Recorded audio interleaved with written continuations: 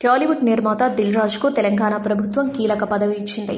Telangana film development corporation చైర్మన్గా ఆయన్ని నియమించింది. ఈ మేరకు ప్రభుత్వ ప్రధాన కార్యదర్శి శాంతికుమారి ఉత్తర్వులు జారీ చేశారు. ఈ పదవిలో దిల్ రాజు 2 ఏళ్ల పాటు కొనసాగనున్నారు. దిల్ రాజు అసలు పేరు వెంకటరమణారెడ్డి. 1990లో పెళ్లిపందిరి సినిమాలో పంపిణీదారుడిగా కెరీర్ ప్రారంభించిన ఆయన ప్రస్తుతం ఇండస్ట్రీలో అగ్ర నిర్మాతగా కొనసాగుతున్నారు.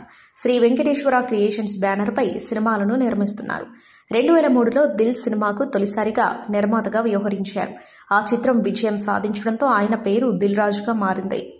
ప్రస్తుతం ఆయన 3 సినిమాలకు నిర్మాతగా వ్యవహరిస్తున్నారు. రామ్ చరణ్, శంకర్ల కాంబోలో రానున్న భారీ బడ్జెట్ చిత్రం గేమ్ చేంజర్ను నిర్మిస్తున్నారు. ఇది వచ్చే ఏడాది జనవరి 10న ప్రేక్షకుల ముందుకు రానుంది. అలాగే అగ్ర కథానాయకుడు వెంకటేష్తో సంక్రాంతికి వస్తున్నాం చేస్తున్నారు. అనిల్ రావిపూడి దర్శకత్వంలో ఇది తెరకెక్కుతోంది. ఈ చిత్రం కూడా వచ్చే ఏడాది జనవరి 14న విడుదల కానుంది.